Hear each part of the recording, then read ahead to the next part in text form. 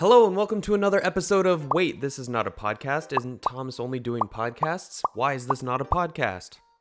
Because it's been far too long. Hey everybody, it's been quite a while since I've posted a video about my micro RTS game. And if you aren't familiar with that game, I'm basically taking the engine that I built with my last game, Bridges and Docks, which was basically an island creation tool, and I'm building a micro real-time strategy game on top of that where you control a bunch of warriors across a slew of islands and you pit them against each other to destroy enemy bases. The game is pretty fun to play, but there's one big problem. And that problem is that I've taken my sweet time giving you guys an update on that game.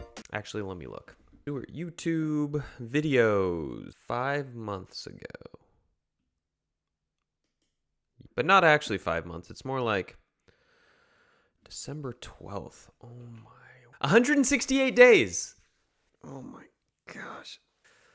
Whoops. And yes, in that time period, I have been uploading a bunch of extremely interesting conversational podcasts with other successful indie game developers, but I know it's not the same, especially because a lot of you don't even know that I've been posting those podcasts. So thank you to everyone who's been watching those podcasts. I hope that you've been enjoying them. And if you haven't been watching those podcasts, then thanks for nothing. So I feel like I owe it to you guys to give you an update on where I'm at with this game project specifically, and also more generally where I'm at with my game studio of one person. Unfortunately, I haven't made much progress on my micro RTS game. So the game pretty much looks the same as in the last devlog. And there's 3 main reasons for that, and I want to talk about each one. The first reason is design. So I'm trying to make this game bigger and better than all of my previous games. I'm having a hard time talking with my hands because I have this bar in the way. Well, nothing I can do about that. You see, I'm trying to make this game much bigger and more fun to play than my previous games. And in my video game career, I've gotten pretty good at how to make games technically. You know, the technical skills of programming and animating, publishing and porting to consoles and marketing, that kind of stuff. The way that I would describe it is that I've gotten really good at the how of game development. But the thing that I realized I need to get better in is the what of game development.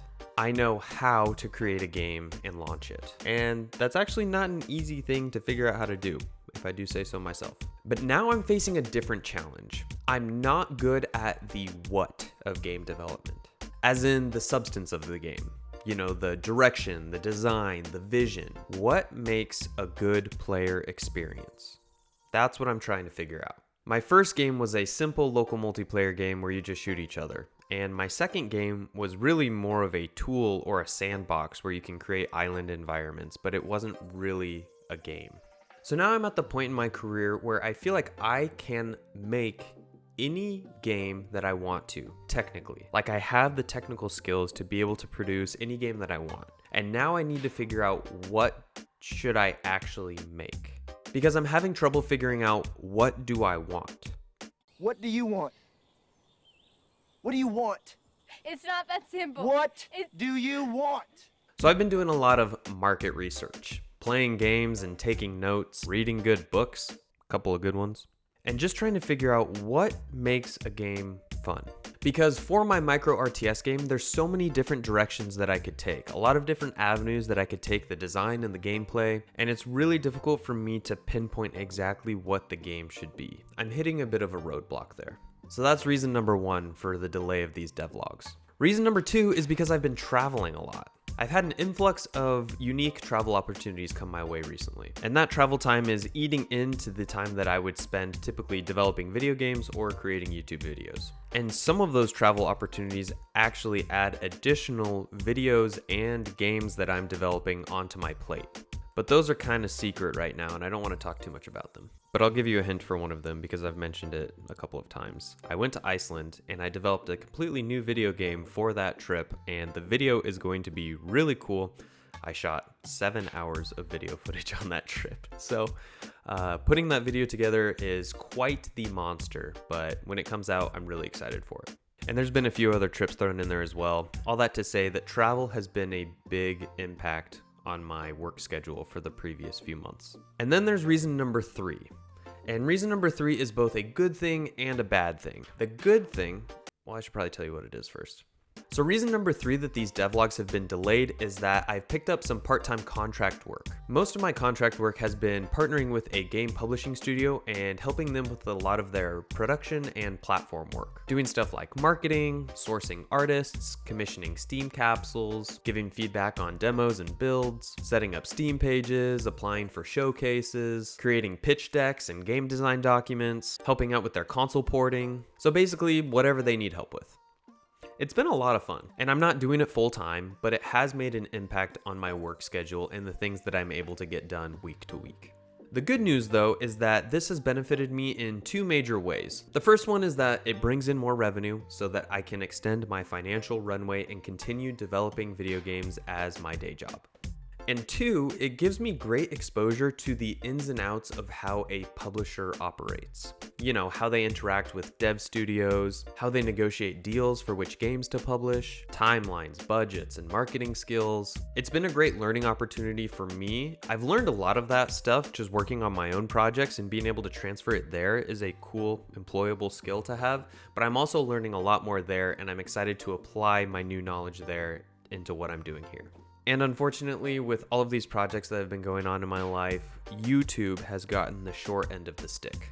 But that's going to change. So moving forward, I have a strict upload schedule that I've set up. Some of it will be podcasts, some of it will be devlogs, some of it will be topical videos. Your results may vary. I still have like 5 new podcast recordings sitting on my computer that I need to edit and publish, so you can look forward to that. I got some really cool guests on there. By the way, I took a poll on my channel. Let me see how many of you actually responded to that. So I asked, should I move my Indie Dev podcast interview videos to a separate channel? 16% of you said, I mean, there's only 200 votes, so it's a really small sample size, but 16% of those who voted said yes, I only follow you for devlogs and non-podcast like videos. 84% of you said either keep it here or wait, you have a podcast? I didn't know that.